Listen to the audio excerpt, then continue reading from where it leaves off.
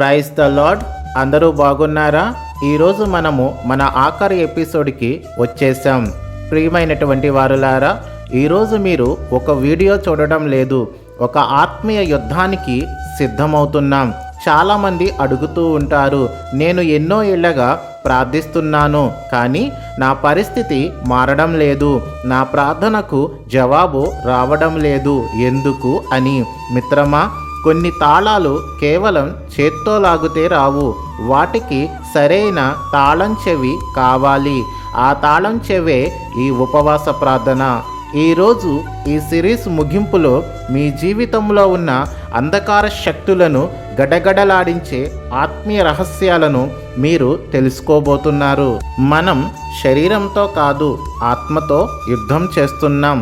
మనం పోరాడుతున్నది రక్త మాంసాలతో కాదు, ఆకాశ మండలమందున్న దురాత్మల సమూహములతోనే. ఎఫెసీ 6:12. మీరు ఉపవాసం ఉన్నప్పుడు మీరు కేవలం అన్నం మానేయడం లేదు, మీరు అపవాది సామ్రాజ్యానికి సవాలు విసురుతున్నారు. మీరు ఆహారాన్ని తిరస్కరించిన ప్రతి నిమిషం పరలోకములో మీకోసం ఒక సైన్యం సిద్ధమవుతుంది. మీ కుటుంబంలో ఉన్న శాపాలు, మీ వంశపారంపర్యంగా వస్తున్న బంధకాలు తెగిపోవాలంటే మీరు మీ శరీరాన్ని నలకొట్టుకొని దేవుని శక్తిని ఆహ్వానించాలి. బైబిల్ గ్రంథంలో ఎస్తేరు ఉపవాసం ఉన్నప్పుడు యూదా జాతి వినాశనం ఆగిపోయింది. దానియేలు ప్రార్థించినప్పుడు సింహాల నోళ్ళు మూయబడ్డాయి. నీ జీవితంలో ఏది అసాధ్యమనిపిస్తోంది? అప్పుల బాధ, తీరని రోగమా, విడిపోతున్న కుటుంబమా? గుర్తుంచుకో, ఉపవాసముతో కూడిన ప్రార్థన దేవుని హస్తాన్ని కదిలిస్తుంది.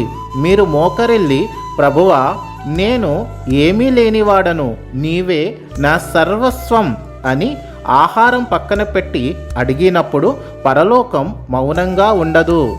ఈ వీడియో చూస్తున్న సోదరి సోదరుడా, ఇక చాలు, సమస్యలతో రాజీ పడడం ఆపేయ్. ఈరోజే ఒక నిర్ణయం తీసుకో. నీవు ఉపవాసం ఉండి ప్రార్థించినప్పుడు నీవు ఓడిపోవు, నీ శత్రువే ఓడిపోతాడు. నీ కన్నీరు ఆవిరైపోదు, అది దేవుని సన్నిధిలో నిలిచే ఉంది. ఈ సిరీస్ ముగిస్తున్నాం, కానీ నీ ఆత్మీయ పోరాటం ఇప్పుడే మొదలవ్వాలి. ఇప్పుడు ప్రార్థిద్దాం. సర్వోన్నతుడైన దేవ, విశ్వానికి రాజా, ఈ వీడియో చూస్తున్న ప్రతి బిడ్డ మీద నీ ఆత్మను కుమ్మరించు. వారిలో ఉన్న భయాన్ని తీసివేసి ఉపవాస ప్రార్థన చేసే శక్తిని ప్రసాదించు.